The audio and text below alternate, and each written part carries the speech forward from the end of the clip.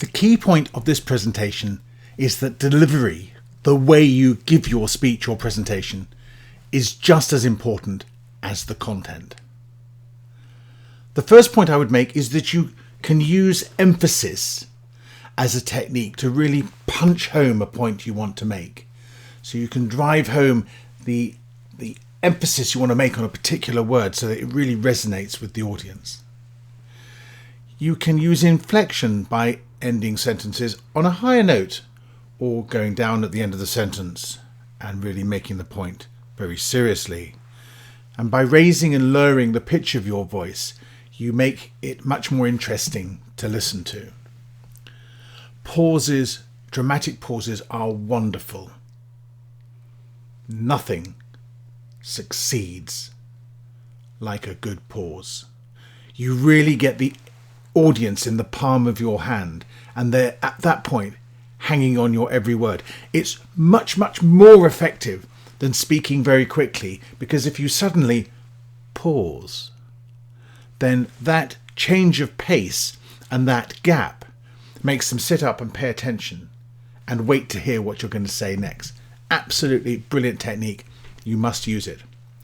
Volume, the way you use the volume in your voice, can also be a very effective tool, because you can talk very quietly and that will get them to draw forward and listen in. You don't have to shout the whole time, but again, if you want to add energy to your voice, you can add volume to it and really build up to a crescendo. And by altering the volume as you go through, you also make your whole conversation with your audience much more interesting for them.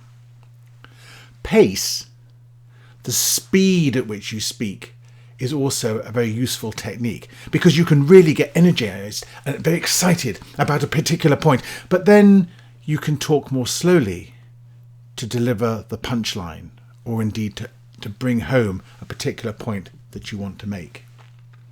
Try to avoid filler words, the ums and the ahs, the words that you fill in inadvertently without thinking while your mind is digesting what you want to say next.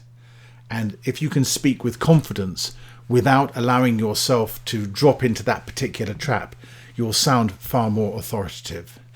Finally, energy. You want to go onto the stage really pumped up. And if you think about a scale of 1 to 10, you don't want to be completely hyper and wired to the ceiling, so you don't want to be a 10.